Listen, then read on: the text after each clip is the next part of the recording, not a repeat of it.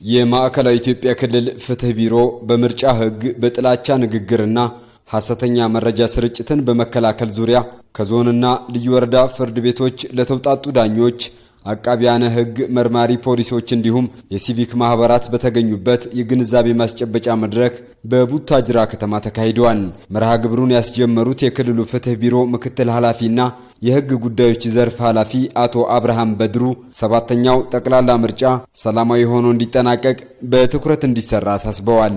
ዳኞች፣ አቃቢያን ህግና ፖሊሶች በምርጫ ሂደት ውስጥ የሚኖሩ ያለመግባባቶች በሚከሰቱበት ጊዜ ሊፈታ የሚችለው ያው በህግ ስርዓት በመሆኑ ከምርመራ እንዲሁም ደግሞ መዝገብን ከመክፈትና ፍርድ ቤትም መዛግብቱን ሂደት ከመምራት አንጻር ራሳችሁን የቻለ ትልቅ አስተዋጽኦ እና እንደምታ ያላችሁ አካላት ናችሁ። ዳኞች ገለልተኞችና ፈጣን ውሳኔ መስጠት፣ አቃቢያነ ህግ የህግና የህዝብ ጥበቃን ማረጋገጥ ያሻል ያሉት ምክትል ኃላፊው በቴክኖሎጂ የሚሰራጩ የጥላቻ ንግግሮችና የሐሰተኛ መረጃ ስርጭትን በአዋጁ መሰረት መልክ ማስያዝ ያሻል ብለዋል። ከምርጫው ጋር በተገናኘ የሲቪክ ማህበራትም ሚናቸውን መወጣት እንዳለባቸው እንዲሁ ማህበረሰቡ መካከል በምርጫ ጊዜያት ሊኖሩ የሚችሉ ከጥላቻ ንግግር ከሐሰተኛ መረጃ ስርጭቶች አንጻር ሊኖሩ የሚችሉ ክፍተቶችንና ሂደቶችን በተመለከተ እንደዚሁ በህግ አግባብ ነገሮችን መያዝ ያስፈልጋል። የሲቪል ማህበረሰብ በራሱ ምርጫ ላይ ያለው ተጽዕኖ እጅግ ትልቅ ነው። ይኸውም ህብረተሰብን በማንቃት ሂደቱ ሰላማዊ እንዲሆን በማስተማር እንዲሁም ደግሞ በህግ አግባብ የሚፈቀደውን የታዛቢነት ሚናችሁን መወጣት የሚለው ነው። መጪው ምርጫ ዲሞክራሲያዊ፣ ፍትሃዊና ተአማኒ እንዲሆን ሊሰሩ የሚገቡ ጉዳዮች እንዲሁም ሂደቱ ላይ ጥላ እንዳያጠሉ በጥላቻ ንግግር አዋጅ ማህበራዊ ሚዲያ አጠቃቀም ስርዓትን በተመለከቱና በምርጫ ህጉ ላይ ያተኮሩ ጽሑፎች ቀርበው ሰፊ ውይይት ተደርጎባቸዋል።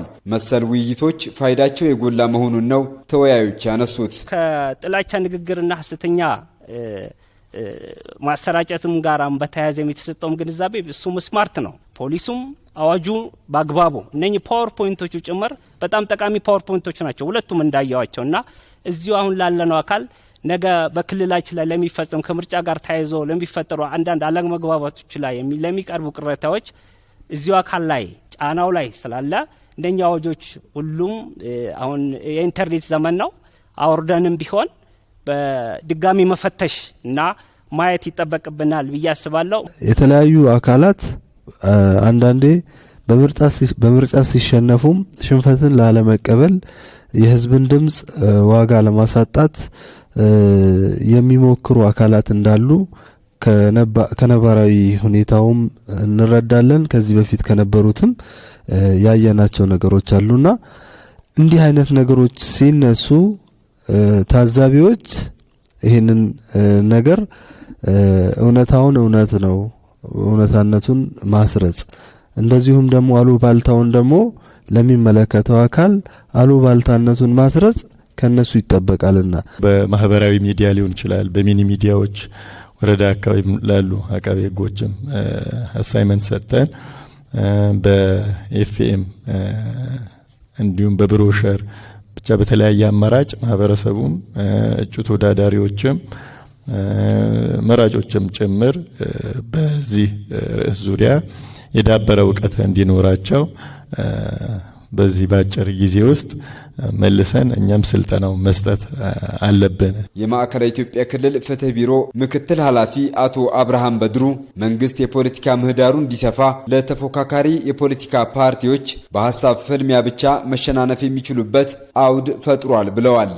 ይዘኑ የመጣኑን ሳይሆን እስካሁን እንየው ለህዝብ ጠንቅ ሊሆን የሚችል ነገር ለሀገር ማይጠቅም ነገር ውስጥ እስካልገቡ ድረስ ቱ ዘ ማክሲመም ቶለሬት አደርጋለሁ የሚል አቋም አለው።